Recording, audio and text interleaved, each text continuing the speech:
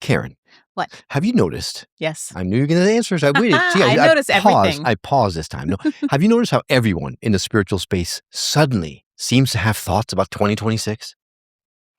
Yeah, I guess. I mean, well, it's just because it just turned 2026. That's a fair point. Fair point. But I'm talking about not like thoughts, but more like predictions. Oh, those kind of thoughts. Yeah. Forethoughts. Apparently, 2026 is going to be a challenging year. And here I thought 2025 was the one.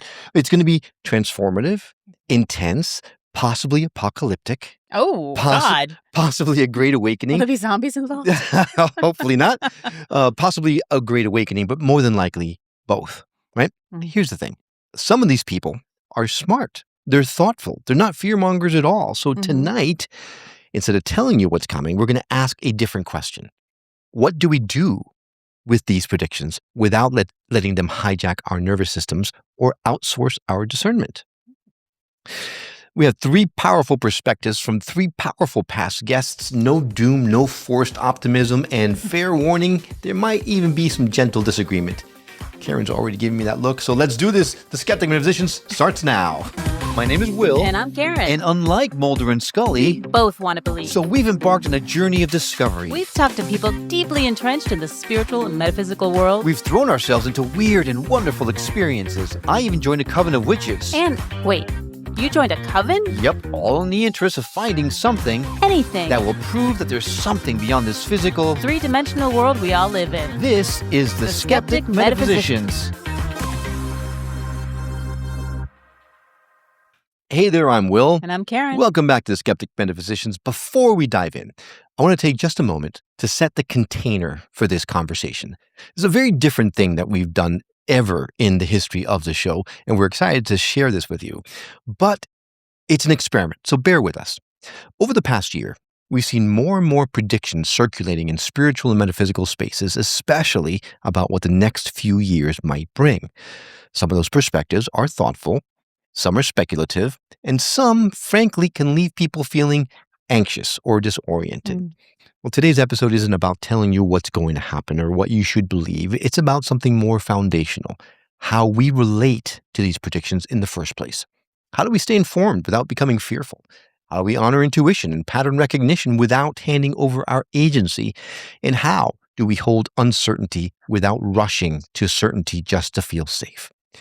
We intentionally brought together three different perspectives for this roundtable, not to debate or convince, but to explore these questions from multiple angles, sometimes agreeing, sometimes not. But if you're looking for definitive answers, I'm afraid you may not find them here. But if you're looking for orientation, discernment, and a way to stay grounded when future-focused conversations get intense, you, my friend, are in the right place. Let's go ahead and bring everyone in. First and foremost, we have Karen Chong from Spherical Luminosity. Karen works at the quantum level of transformation, helping people create tangible results in their lives by changing the underlying energetic and informational patterns that shape reality. Her work is rooted in applied quantum principles rather than prediction or emotional processing, and she focuses on outcomes, clarity, and aligned action rather than fear-based narratives. Next to her, we have Gabrielle Celeste from Agua Astrology and also from the Spiritual Sisters podcast. Gabrielle works with astrology as a language of patterns and cycles, not necessarily prediction as destiny. She's here to help us unpack what astrology can actually say and what it can't, and how easily meaning turns into certainty. Rachel White from Totem Readings, also known as the Skeptical Shaman, and from Skeptical Shaman podcast, she's known for challenging spiritual authority and fear-based narratives while still honoring genuine mystical experience. She has a rare ability to question claims without dismissing curiosity, and she's here to keep us honest about power, projection, and responsibility in spiritual spaces. That was a lot.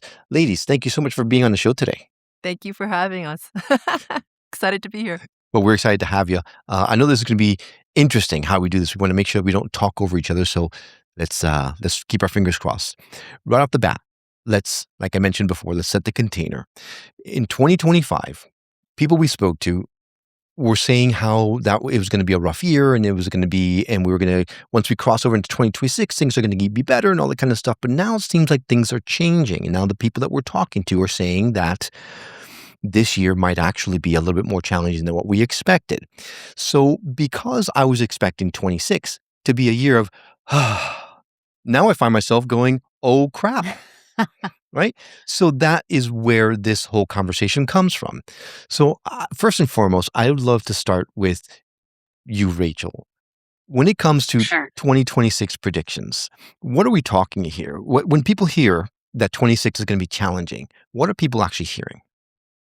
Well, like you, um, I got the same vibe of 2025. Not just as a shaman, we don't really do what other people say. We kind of reverse engineer things. We go directly to spirit and then we reverse engineer our research and go, oh, look, other people, the Hopi, the Mayans, the Japanese Shinto, this thing, right? Mm. 2025 was a wood snake year in Chinese astrology. I'm a pig. I almost died. It's a long story. I have a merch line now. Necessity really is the mother of invention. And what doesn't kill you does make you stranger. But this year, horse year, I still think it's going to be the best year we've had since 2019. So I think the people telling you it's going to be bad are people who either have a profit motive. It's called solution selling. You create a sense of urgency, poke at latent pain, and then you deliver the solution, the lift, and you convert them to sale, right? That's it's, fear porn turned multi-level marketing, for lack of a better term. I think outside of that, though, the people who are actually going to find this year really challenging are people who are aggressively attached to their illusions.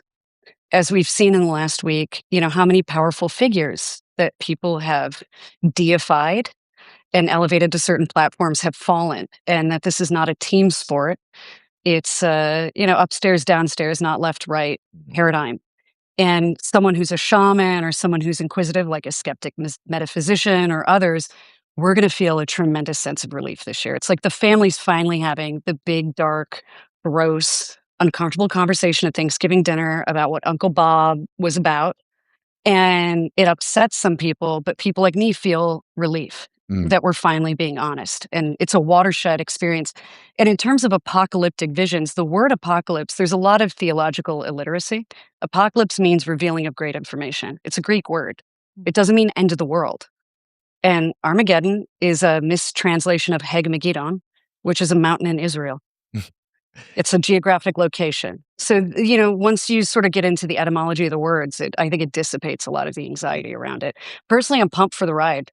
I'm happy to be here. Well, that is one way to look at it, right? It's like, woohoo, Yeah. right? It's a roller coaster Yeah. ride. But at the same time, it does cause a lot of people a lot of consternation, a lot of fear. And that's what I'm trying to figure out. How do we get around that? Because, yes, if you're willing to go for the ride, then woohoo, right? But And if you're not. It does feel like we've been already on a roller coaster ride for a couple years. Yeah. So Yes. it's like, when's the ride gonna settle In down? Chinese astrology, this is the first year we have yin earth, any earth element since 2019. And earth rules over stability, currency, being able to build on things. So I agree, Karen. I found the last 6 years not unpleasant, but challenging, a lot of growth and change fatigue. I think a lot of other people experience that too. And so this year it's going to be a wild ride in some ways. Other ways it's going to be business is doing better. People are going to love real things. Collaboration is going to be easier. Right. I'm not that worried about it.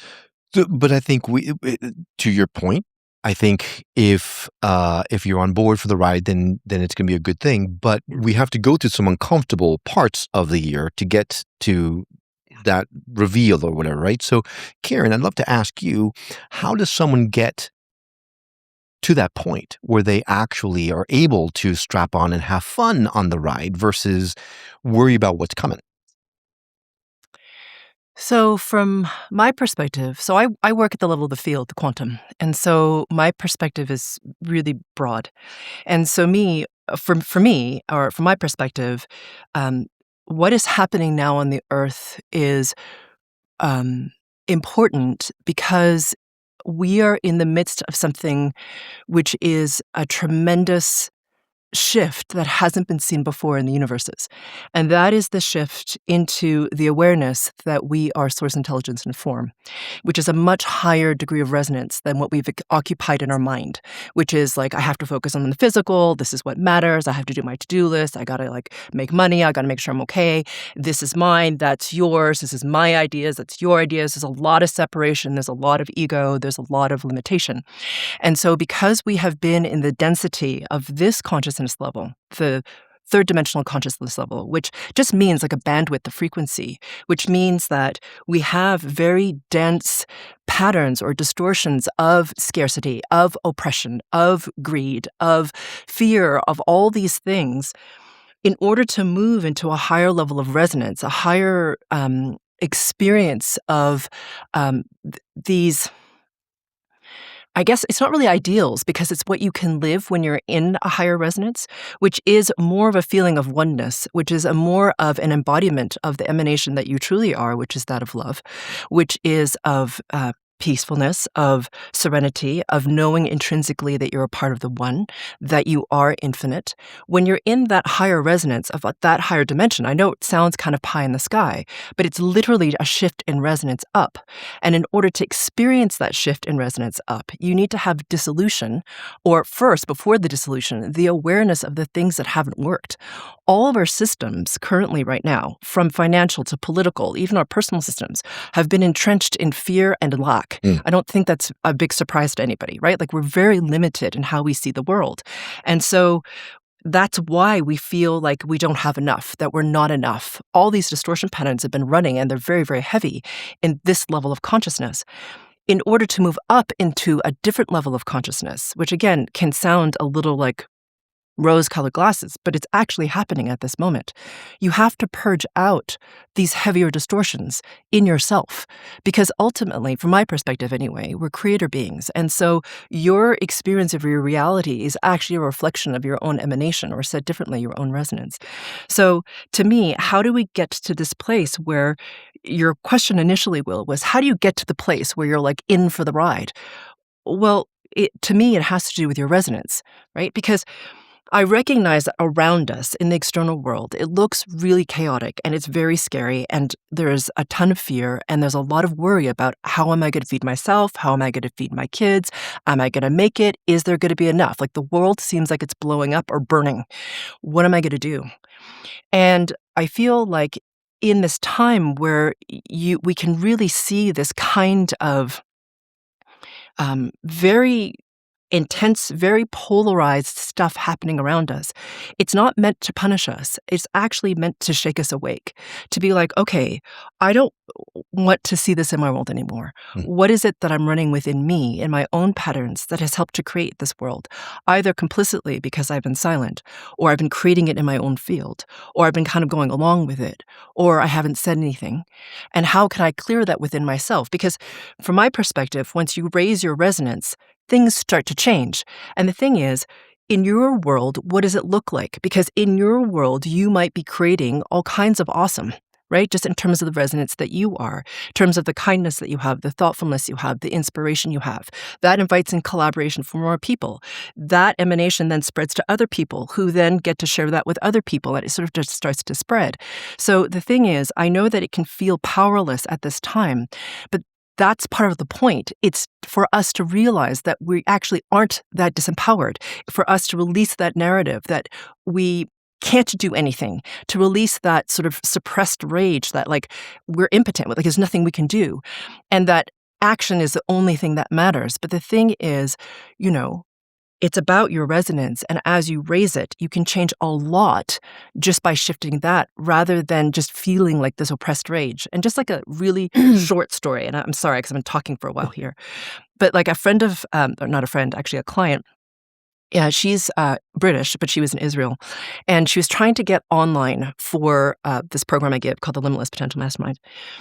And she said, I don't know that I can connect because she lives in Tel Aviv. She was living in Tel Aviv at the time. And she's like, well, we've all been told that Iran is about to attack and we all need to go to the bomb shelters and we need to be in there in a couple of hours. So I don't know that I can connect. There's no connectivity in there. So our customer service wrote to her and said these very simple things. Remember that your resonance is under your control. that you can raise it and to really be present in the moment and in your resonance, and you can change all kinds of things. There's nothing really fixed. So she did her own thing, right? So she was like, oh, that's totally true. I forgot that in all the fear and all that sort of fear mongering. So she focused on raising her resonance. She said she felt a shift. Within an hour, they had announced there's no more attack. You don't need to be going to the bomb shelters anymore. So who knows what causes what, right? Because in the quantum field, everything is possibility, right? There's nothing fixed. Everything is wave potential. So the thing is, I mention that story because we feel like we're disempowered, but we actually have so much more power than we really think we do. I see what you're saying. You're talking about changing your reality into a reality where 2026 is not a bad thing, right? That's kind of what you're aligning yourself with, that those energies. That's interesting. Yeah. I have a question for everyone, but let's hear from Gabrielle first. Yeah. So, Gabrielle, I wanted to ask you specifically,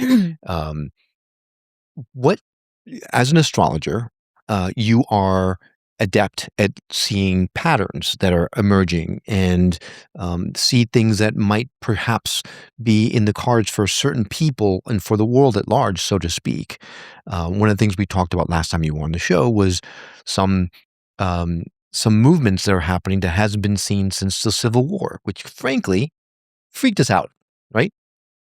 So it all kind of, and funny enough, we're much more in agreement than I thought in a lot of ways. But Gabrielle, what is coming in 2026? Like what?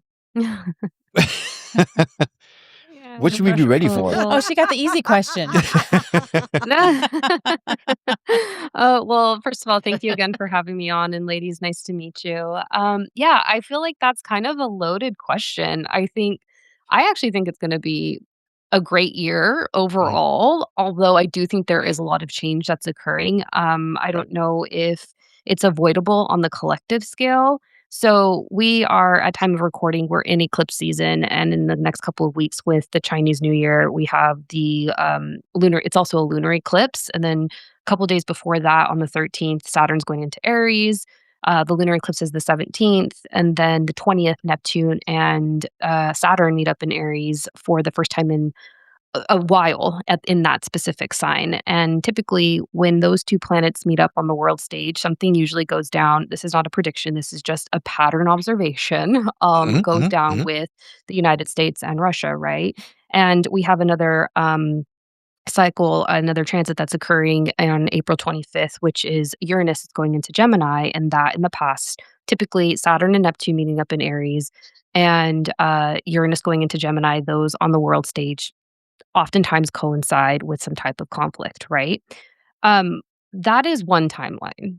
There are multiple timelines available to us, and I really feel like it's dependent on not just how those transits are affecting one person, specifically how it relates to their chart, but I also think there's a little bit of, and this is where like the whole fate and free will discussion comes into for me, and I'm still figuring that one out and dancing with it.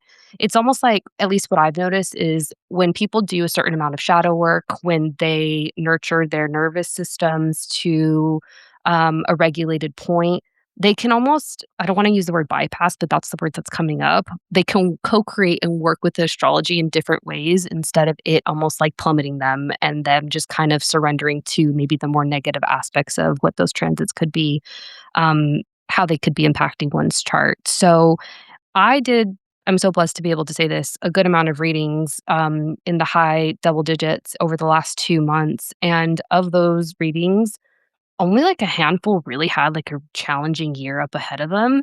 And so many people, and I think that reflects back to maybe just where we're at from a consciousness standpoint and how many people have woken up since 2019 to now. How many of them are actually having really beautiful, phenomenal years, at least from the timelines that I was reading.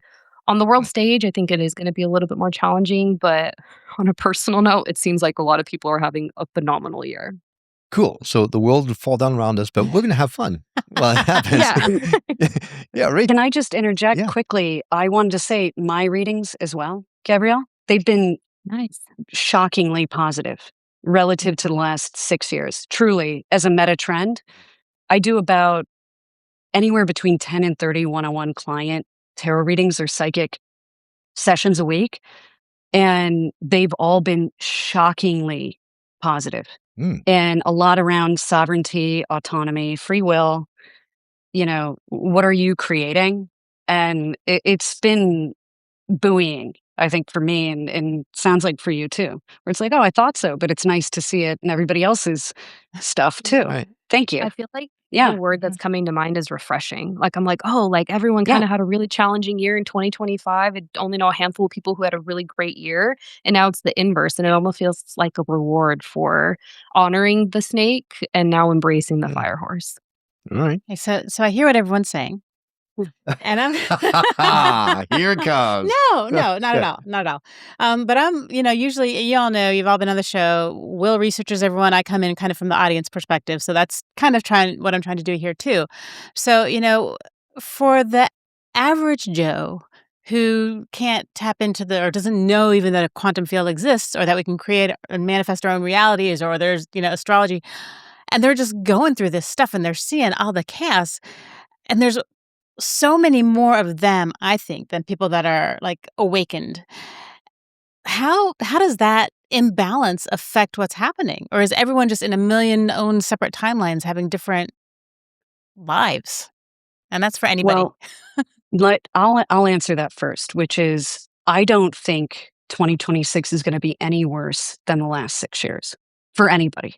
Actually, That's saying a lot, though. The last 6 years have been, It's been pretty rough. Well, I had to show medical paperwork at Whole Foods to buy toilet paper in 2020 and 2021. Exactly. So, everything's relative. Mhm. And we've been at war the whole time. And the economy's been shrinking.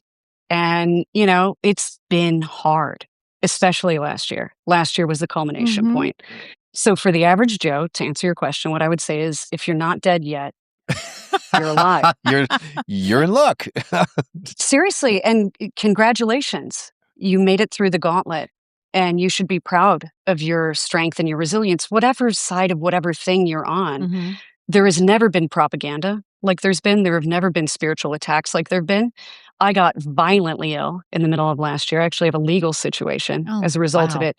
I know 36 people who went through the same thing starting on the same day as me. Wow. That is a data point that cannot be argued with. And we're all still here and we're feeling buoyant and enthusiastic. We all lead very different lives. Some of them are Gnostics, some of them are fundamentalist Christians, Catholics, Muslims, everybody, because I talk to everybody. It's one of the benefits of that. And what I would say is really, truly, the war may go more kinetic this year, but that's just what we're seeing. And so for the average person, I'm not good at somatics. I'm not good at astrology. But what I would tell them is, as long as you have air in your lungs, you're a problem to the forces of darkness. Very like Arya Stark. Do you guys remember The Long Night on Game of Thrones? When Melisandre, the Red Witch, who's the best ever, says, what do we say to the god of death? And she says, not today. Just say not today. And that's a very shamanic thing because we're very memento mori and disillusion, dismemberment, death, resurrection in plant medicine and meditation and things like that. But I think we've all mastered resurrection in the last 6 years. I mean, how many careers did you guys end start? How many lifestyles did you end start? How many things came and went that you killed and gave birth to, that died and was reborn? So you're now alchemists, truly. Everybody. Right. So just keep doing that. And also turn the news off and don't look at social media. Yeah, that's definitely the way to go. But talk to people like Gabrielle. so much easier said and than done. Karen. Although I wouldn't have found And out you're about gonna the be fine. monks. That's true. Yeah. The walk for peace. We wouldn't have known that they was out And we there. went So- out. Oh, and yeah, that was we went out and sweet. we drove out and saw the monks and Yeah. gave them a flower. And Right. it's awesome. I'm unusually sensitive to the whole, because a lot of my clients lately have emailed me about things they've seen on social media. And this is a new trend in the last 3 months. Like, can you believe this? What can I do about this? I'm upset about this. And so my recommendation is you can't control what you see on it Right. because you think you've tuned your algorithm. You haven't. So if you're sensitive, turn it off because it might be harvesting your lower vibrational energies and emotions, Right. which are called loosh. But at the same time, you alluded to the files that just were released Oh, yeah. at the time I of look and recording. I stare into hell every day, but I don't, I'm fine. But you don't recommend it. Yeah. The other, if you're sensitive yeah. and you're getting really emotionally upset about things that you're not in geographic or real proximity to, it's probably not a value add for you. And I think a lot of us don't realize how much of this stuff we're taking in and we're holding in because you compartmentalize. You learn to do that. You push it back. So we went and we did. We drove out. We got in the car like late Friday night. Drove out in the winter storm to go see these monks because I'm like, they're going to be a couple hours away. We've You got to guys go. saw them? Yeah, we went. We Mhm. went and saw them. We stayed the night in Richmond, then we drove to this little town and stood on the side of the road, freezing our butts off with our flowers, and it was beautiful. And I was, I loved it. And I get into the car and I just lost it, like full on hyperventilating, crying. Like it just was overwhelming. And I didn't realize how much of the shit I had been holding in and how this incredible peace and love energy just whoop. I mean, it was like a tidal wave hit me. It was amazing. Yeah. Well, as great as that was. Yeah, I'm sorry.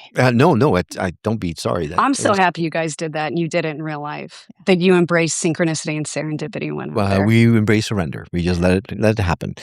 Speaking of surrender, Karen, when we spoke to you on the show, we talked, and even on the show today, you talked about the quantum mechanics of it all. We create our own reality type of thing. Things that are out of our control, things like the Epstein files being released and seeing really the underbelly of the world in full display, something that's been going on for many, many years that are now, to Rachel's point, being brought to light. Mhm. It makes someone feel pretty helpless, right? Yeah. It's And hopeless. and hopeless because no one's getting dragged into court. No one's getting charged for anything like that. So, yes, we understand we create our own reality, but now this has happened. How do we get beyond this feeling of hopelessness? What I would suggest is to focus on your own resonance. So I understand there's all this injustice in the world, and I understand that it's escalating, and it can feel like there's no repercussion or justice. And as beings, it can feel very frustrating for us because we're like, why is there no justice? Why are people not being held accountable? Why isn't right being done? And you can get really pulled into a lot of fear-mongering with regards to the darkness in the world, okay? Because there's a lot of darkness in the world. I don't think this is a big shocker for anybody. The thing to I think that people can fall prey to is when that's like pulled on. Do you know what I mean? It's like now you start to feel more and more disempowered, more and more angry, more and more all that stuff. For sure. And now you're getting more and more pissed off and more For sure. like in it, right? Mhm. Okay, so I'm just going to back up out of this conversation for just a hot second. Was it something I said? No. No, it's something I said. It's something I said or haven't said yet. And that is, like I had said at the very beginning, you are a creator being. So we don't realize that. We don't recognize how much we have power over and what it is that we create in our fields.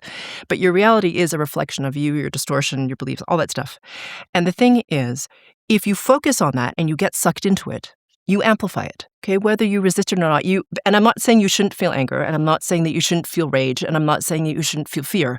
Of course, feel those things. And there are like so many modalities, like you have Rachel and Celeste, all these, and you have all these different modalities like EFT and NET and all these amazing things that have come up recently to help you process emotion. So my suggestion is use those things to help you to release the emotion out of your nervous system, but to not hold it. Because the thing is, what happens when you're up in your head, you'll focus on those things and you'll start to amplify it in your own field because now you're just pissed and there's nothing you can do about it. And here you go, you're starting to amplify what it is that you're being shown that's making you disempowered, and you're amplifying it in your field. So what does that do? It drops your resonance and you start to create from that place. So the thing is, I'm not saying like close your eyes and pretend it's like freaking amazing out there when it's not, but instead to be aware of your own patterns within you, your own emotion, to use a modality to help you have the emotion and to release it out of your field. And then clear the patterns that are there that are creating that within you. So I've talked a lot about releasing your distortion patterns, but we've gotten to the point in consciousness rising where you can actually release it at the level of the quantum, at the level of the field where it exists first. When you start to release that, you start to clarify yourself. You start to come into your center. And the thing is, just, like Rachel said, if it makes you angry and you're in social media and you're into watching the television, turn it off. And the thing is, it's not helping you. It just drops your resonance. So to be aware of how it impacts you, how it affects you, how does it feel to you? And the thing is, If it makes you feel worse, don't watch it because it disempowers you. And again, it drops your resonance. And now you're starting to create something that different control sources would prefer that you feel in order to create more of.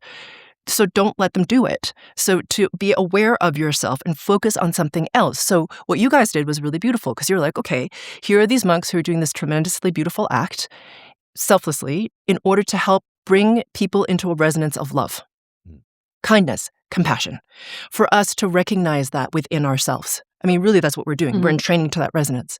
So the thing is, that grief that you felt, Karen, and all that that you had was, for all that despair that we have in humanity, to like have it and to release it. So to let it go. And the thing is, as you clarify your own resonance by releasing your distortions or whatever modality you use, it really doesn't matter. What happens is, what I've noticed in all the thousands of different people that I work with, that people start to clarify and start to become more and more able to hold their center. So it doesn't mean non-emotional and not caring. Like, I don't care that this person just died or this person was murdered. But it's like you can hold your own resonance as you are aware of what's happening, because then it's like you can sit with what is, and you're not in resistance to the present moment. You're like, okay, well, that's freaking terrible, but I don't need it to drop my resonance. I don't know if that distinction it makes sense, but there's one thing to like watch something, to understand that it's happening, to have an awareness, and to hold your resonance despite watching it, right? Because you're like, okay, I accept, I see that has happened. I'm not arguing with it. It is right there in the present moment with me. But I can choose to hold my resonance up. And it's the same kind of act as those monks are doing. Those monks are walking in the cold and in the wet and in the snow, holding a resonance and the emanation of love, despite what the hell is happening around them. Yeah. You can do the same thing in your little way. Right? It's the same act of defiance, really. Right. It's like, I choose to hold a higher resonance. I choose it. Right. I'm not being made to do something that, you know what I mean? Because like when you watch stuff, you feel disempowered. But the thing is, you're having that response. So it's like, okay, well, can I clear the stuff that puts me in that disempowerment and then hold something of a higher resonance so that others can hold that too, right. Just like it inspired you to hold a higher resonance yourself when you watch those monks. And even they are such the embodiment of that, because I don't know how much you know about them, but I've been obsessed with these guys. And I've been like, and they had a dog. Yeah. Did you guys see the dog? Aloka. Yeah. Well, I don't know if you know, but like, so there was they have this truck that kind of follows them. And I don't know, a couple months back, because they've been doing this now for over 100 days. 102 days. A car came flying into the highway, didn't realize how slow the truck was going to hit the truck. The truck hit, I think, 2 of the monks, and one of them lost his leg. And he's not angry about it.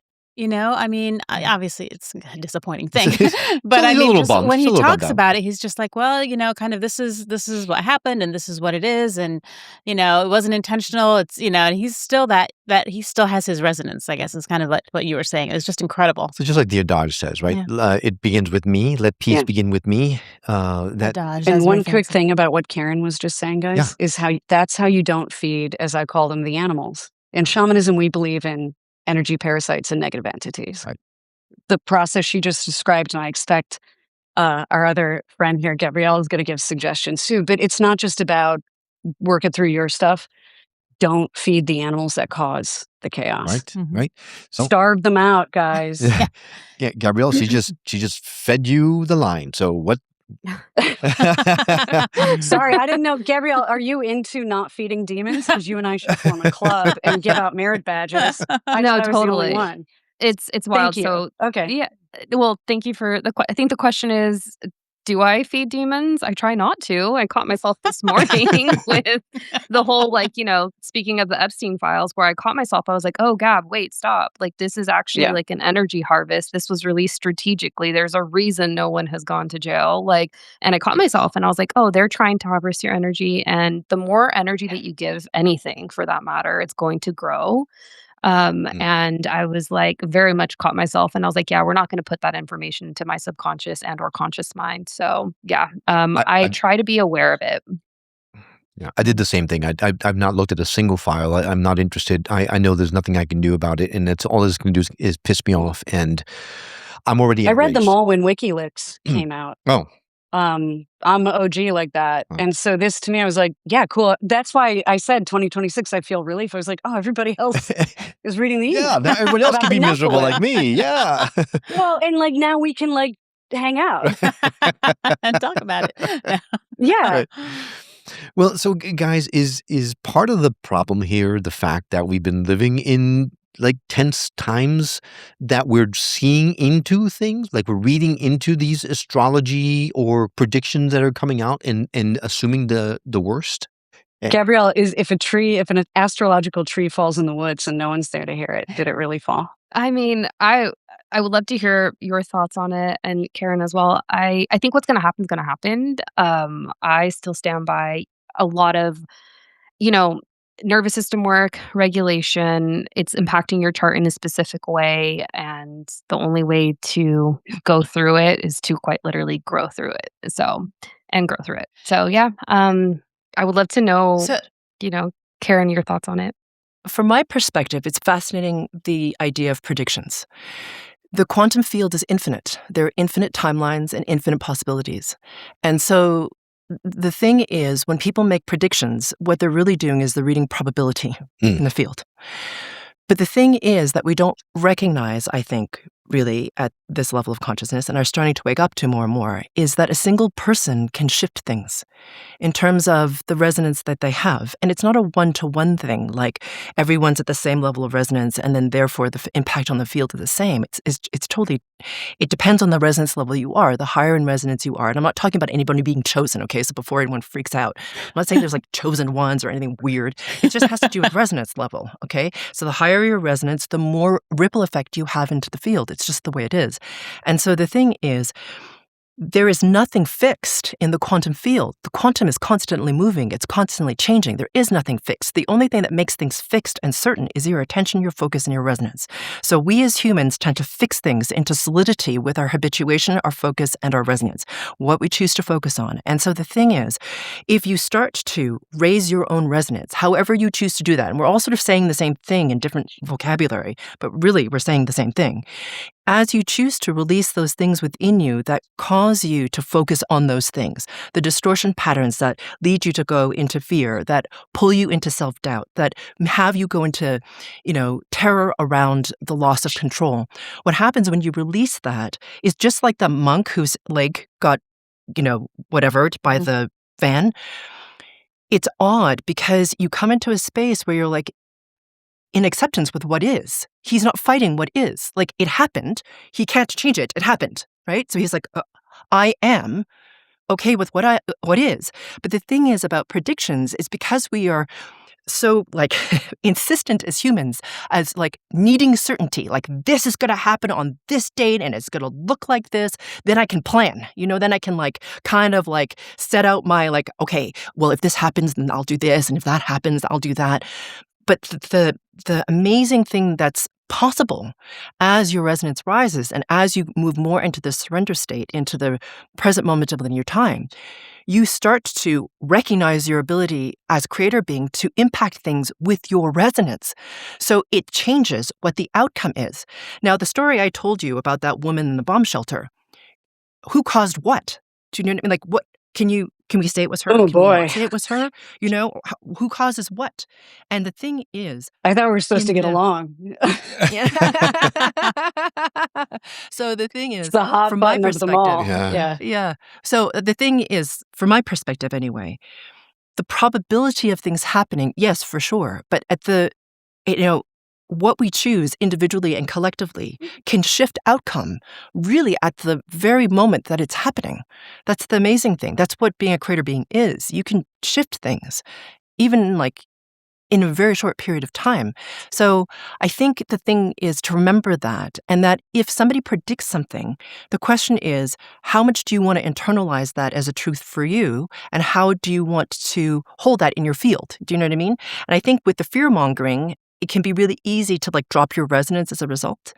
And there are things that are really hopeful. And the thing is, well, what are you going to choose to focus on? And how can you raise your resonance to not only help yourself, but help others? And, as we've all been saying, we have different clients who have amazing things happening this year. It really kind of depends on what's happening for you. And I feel like in the people that I'm working with and what I'm seeing is that people are having tremendous awakening at this time. Like the amount of shift that people are having right now in terms of remembering who they are and the brilliance they are and how much they just are. I mean, it sounds a little lame, I guess, but it's just like lighting up. It's kind of amazing. And it's not just the people who have been in spirituality for a long time. These are people who are like just discovering this like for the first time and sort of really opening to it. So it's kind of a really spectacular time, I think we've all been saying. And I think that the thing with prediction is, like I said, it's about your relationship in terms of what you want to internalize and where do you place your power. Do you place it in the thing that someone's telling to you and you play into the fear around it or the certainty, or can you hold your space? Can you sit in your own resonance and be like, okay, well, I'm going to sit with that. I don't know if that's true for me. You know what I mean? And I think that's an important thing when people are telling you that certain things will definitely happen for you. Mm-hmm. Well, on the flip side of things, Gabrielle, a question for you. What's a better question people could ask instead of, is this going to happen? What's a better question that they can ask instead? How can I best prepare for such and such so I can show up as the highest version of myself with non-attachment, if possible? So, yeah, I think attachment, based off of what Karen was just saying, is a big thing too, because then you're kind of I don't want to say putting yourself into like a pigeonhole, but you're not giving the universe as much to work with if you're so fixed on one outcome when there's so many different and possibly better and more beautiful ways that the divine can show up for you and you two can co-create and work with one another. So I'm sorry, No, cutting please. you off. With all the multiple timelines and everything, maybe a weird question, Gabrielle. Have you ever met with someone, done their charts, and then maybe they're doing some work and changing their resonance or whatever, and Not feeding the demons. not feeding the demons, and then meet with them again and their chart looks different? Yeah, I think that's inevitable. I mean, the planets are always moving, but what I've noticed is I haven't directly had specific outcomes where I've had clients come back and tell me like, oh, you said this, but this actually happened because I couldn't accept what you had shared with me as a possible prediction. Not that I don't have attachment to my predictions. I've just found that because I live more in my upper four chakras, that's what naturally came a bit easily to me, I would say, more easily. I identify as a clairvoyant, and so it's definitely a lineage thing for me, but I would love for that to happen because I would think that it would be that person being like, you know what, I can't accept this possible outcome. I'm going to choose to do better for myself. One example that's coming to mind is one of my mentors. She had relayed to a client that she had who was severely obese. And she was like, I don't see you losing this 200 plus pounds, right? And the client she was speaking to, and it really sat with me as I was in training, and she was like, I just couldn't accept that. Like, I could not accept that outcome. And she took accountability, her own free will. And she, met up with my mentor like 8 months later, maybe even like a year, I forget the time frame, and she had lost the weight. And so I think that there's for the fate versus free will type of conversation definitely plays a role in this. And I think the astrology is just allowing more insight for one potential outcome. Right. So it's like an early warning system. Yeah, like a right? guideline. Like this could be the situation, Right. but you can make it better. Yeah, or I don't know that, and maybe- correct me if I'm wrong, ladies, but I don't think that whether it's astrology or any other modality actually says this is what's going to happen to you or this is what's happening, what's about to happen, but rather these are some potentials that you need to watch out for. And that way you are pre-warned and you can make choices that would lead you down the path that makes the most sense that you would want to go. Or it might be a karmic thing, right? But to your point, Karen, we do have the ability, if we are in resonance with our highest good, to go down the path that makes the most sense to us, whether sometimes the path is rocky and challenging, and that's for our greater good. And worrying about it is all that's going to do is, make it harder. When I had to go to oral surgery a few months ago, already behind me, thank God, but I was a wreck.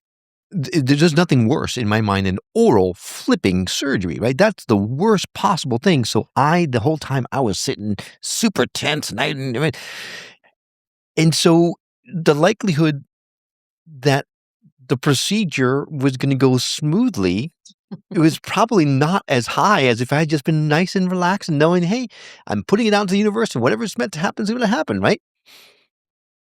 Thankfully, everything worked out okay. There's a term for that though, and it's Willism? So I want to give you a compliment. Oh. You weren't doing totally all the wrong things. So I have a spirit guide. I don't know if I talked to you guys before or after my new fun friend who destroyed everything came in, Huh. but I've been working with Prometheus and I've been reading all the old Greek stuff, like the ancient stuff about him. And he's a god of prophecy. So your questions to everybody about this world of prophecy, etc. I think it's interesting that him is the actual oldest documented god of prophecy, gave free will to humans.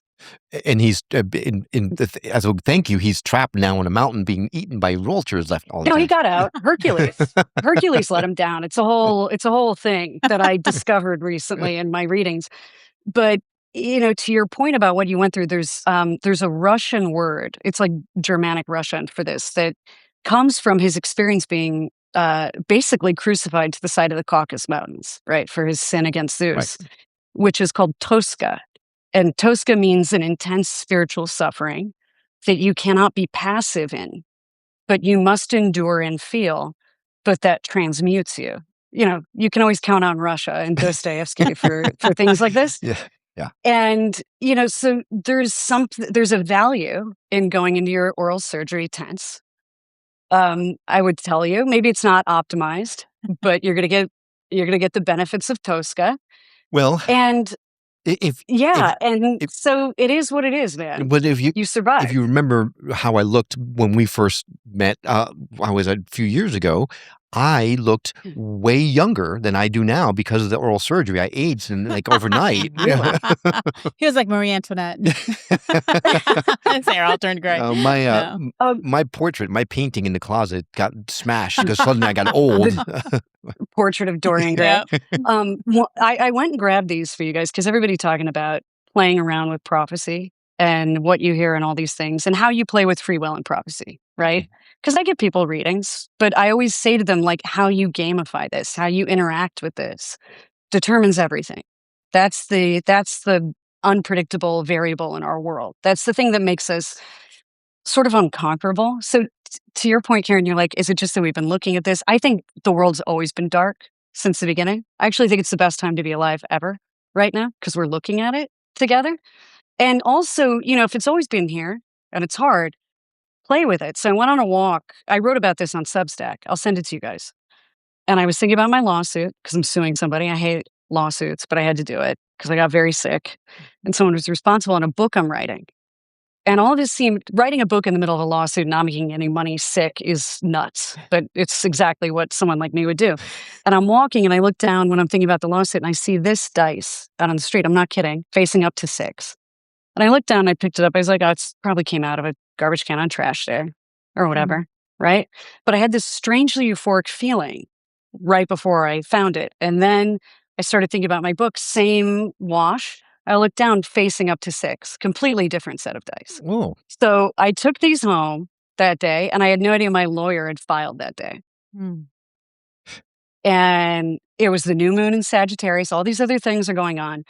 And Prometheus, who's been my spirit guide, had been missing for months, probably because I was sick, by the way. We'll talk about that some other time. But he came back online, and I got a phrase, and he said, once more onto the breach. In like a playful, play with this. Look for the signs and synchronicities instead of white knuckling, to Gabrielle and Karen's point. Don't force it, don't horse it. But if you play with it, if you get into a more impish, if you will, energy with it, and you collaborate with spirit, you collaborate with prophecy, I think you'll do well in 2026, actually. So ride the wave, don't fight it. Well, and it's, what a great metaphor for I learned, because I posted this, a client goes, my husband said, you've rolled, God, there's a phrase for box it. Cars. I can't remember it. Thank you, boxcars. So you can tell I don't gamble. And you get to roll for anything else you want now. That's And I was like, I had no clue. This client emails me and tells me about that. Yep. And so maybe 2026 is boxcars. Well, I like that. I like that thought. yeah. Karen, you wanted to say something. Yeah, I just wanted to add to what Rachel's saying in terms of play. So, from my perspective, play is really important, and I think that as people who are interested in spirit and interested in beyond the veil or interested in the non-ordinary, we can get really serious, you know what I mean? And we can think of all the stuff that's coming in 2026 and the apocalypse and all this sort of stuff. It's very heavy and it's very serious. But there is something very powerful about play, and that is something that brings you, if you watch a child play, they're not really thinking about what's happening in the future. They're not thinking about what happened in the past. They're thinking about now, and they're just playing for the sheer pleasure of it, right? They're just playing. And there's something very heart-centered about that. It's not in their head. They're not trying to plan something. They're not strategizing. They're not trying to get to an outcome. They're just here playing because it's fun. And I think that we've lost that to some degree in our culture, and I don't know, I guess as just being adults. And I think play is super important because it can shift you. I mean, like even someone making you laugh, right, when you're getting really serious can shift your state. It can shift your resonance and can shift it up. And when that happens, things change around you. You know what I mean? Like, and it's funny because we can sometimes resist it, when someone, you're in a funk or whatever, and let's just say your partner is noticing that you're in a funk and they kind of try to make you laugh and you're like, screw you, I'm not going to laugh. You know what I mean? Even though they're trying to make you laugh. And at some point you laugh despite yourself and you feel better. Yeah. Right? So there's something about play that's really important. And there's this sort of like joyfulness. And it's a weird sort of phenomenon that happens, I think, in our culture where it's like if they're suffering, you're not supposed to be joyful. It's really strange. Like we're taught that it's inappropriate. But the thing is, I feel like, and I'm not talking about making fun of anyone suffering or anything weird like that, but I'm just saying there's a sort of lightheartedness that we're not really allowing ourselves often that I think is important because it buoys your resonance and it can really change things. I mean, because, again, everything is a reflection of your reality. So, for example, the other day, I had to call my banking institution and I was on the phone for like 5 or 6 hours and I was really getting up into my head and I was getting really frustrated and really angry and really pissed off because it's taking all my time and it really shouldn't be and it's so simple and why don't they just do it? And I started to have this fear that, oh my God, maybe I'm just going to have to be fighting with them for this long time to get access to these assets that I need. So anyway, I recognized that I was doing this and I went off and I went into my meditation. I was like, okay, Karen, you're just like so in your head. And I think that you've forgotten that what it is that you talk about all the time, which is that you're a creator being. So I just like, okay, I'm just going to drop into my heart space. So I'm just going to, okay, and I know that sounds like a little fluffy, but it's really important. I was like, be aware of your heart. Be aware of like you in the present moment. Be aware of the light. Be aware of what's happening in the room. And then my resonance just started to rise because then I started to think, okay, well, what am I grateful for? And all this sort of stuff. So I started to expand my heart field. It just started to expand and get lighter and brighter and bigger. So what happened was the people on the phone had told me it's going to take 5 to 7 days to approve what it is that you're asking for, and then you might get your funds sometime after. So I was like, okay, I'm just going to, get ready to get on the phone again with them. And I happened to check my bank account. And what happened? All the funds that I'd asked for were there in just a few hours, as opposed to like 5 to 7 plus days. Now, why would that have happened? It doesn't make any sense. But the thing is, the quantum field is not fixed. I know I keep talking about it. It's all wave potential. It's a reflection of your resonance. Even I forget all the time myself. We're human, right? So the thing is, when you play and you're in this sense of like, I'm really present right now and I'm not really thinking about or worrying about the future. And I'm not saying be irresponsible, but if you allow these moments where you can find joy and you can find play, it has a tremendous impact on not only you, but what the outcomes can be, the people you're with, all of it can shift. I need to get you to call Target for me. I'm 13 months into a 60-day fraud investigation. Someone stole money from me. Wow. And it was supposed to take no more than 60 days, Karen. So I'm going to hit you up, right? Creator being. It's interesting because there seems to have been a definitive shift. I don't know whether, to Karen's point, I just spoke, Karen and I had an unexpected date at one point a couple of days ago, and I just happened to turn to her and say, I'm in a really good place. Like I feel really good, regardless of all this stuff is happening, right? Because I've taken on a in a philosophy of surrender. Like I'm just letting the universe tell me which way I'm supposed to go. I'm not fighting things. I'm feeling really good about that. Immediately thereafter, every interview, including Gabrielle and Karen, Rachel, we didn't talk to you. It's been a while since we talked to you, but No, they keep me. I'm the Indian in the company, literally. we bring her out when we need someone to really zing. Yeah. But you two are some of the latest interviews that we've had, and the message had changed, including right after you guys, we met with Suzanne Giesman. I'm not sure if you know who that is. She's she doesn't like to be pigeonholed as a medium, but she's a really well-known medium who she's a spiritual leader who used to be in a commander in the Navy. And so the dichotomy was very interesting. Oh, yeah. However, she also reiterated the fact that 2026 is going to be actually a really good year. So the message changed somewhere along the lines right before we started talking to you guys. And so that's why I wanted to bring you all together, because to your point, Karen, things are not fixed, right? Everything leading up to this conversation was, oh my gosh, buckle up because it's coming. And sure enough, yes, we do need to buckle up. We are living in monumental times. We are so lucky to be living in this moment because we are living through history. This is going to be talked about for generations to come, and we are here. Right? When you think about the people that were around during the Martin Luther King Jr. days or the Kennedy days, or when things like that just everyone will remember those times. Everyone's going to remember these times, and how we choose to move through them is what's going to make us enjoy the time or really, really hate it. It's really up to us, right? So we are right up against the clock, but I want to make sure that I give you guys a last message. If you want to make sure that you want to get one thing across to the audience before we go, what would that be? I'd love to start with you, Gabrielle, since we haven't heard from you in a bit. Oh, thank you. I just feel really called to share that sometimes the best thing that you can do when receiving a reading, for me, from anyone else, doesn't matter, is like to receive it, take what resonates, leave what doesn't, and then possibly forget all about it and then just come back to it to see if it did or didn't transpire. And I've oftentimes found that those are the messages that land the deepest and carry the weight for the longest period of time. But yeah, I really enjoyed just being here today, and learning from everyone here. It was such a joyous discussion. It felt like a gift. Well, it was so much fun. That advice about readings is tremendous, by the way. Yeah. People should take notes and then go back and look. I couldn't agree more. Yeah.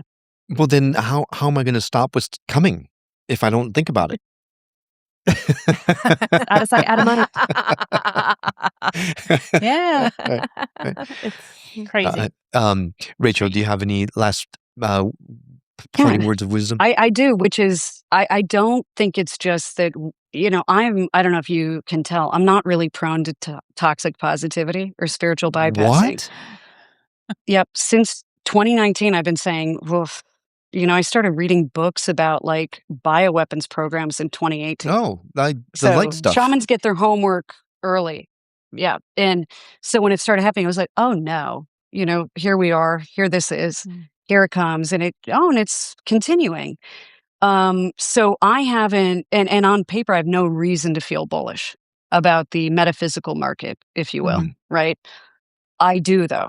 And it gets into, if you've ever seen Chris Nolan's movie Tenet, I highly recommend as psychics or woo curious people watch it. Because, is it push or is it pull? Did we predict or did we create?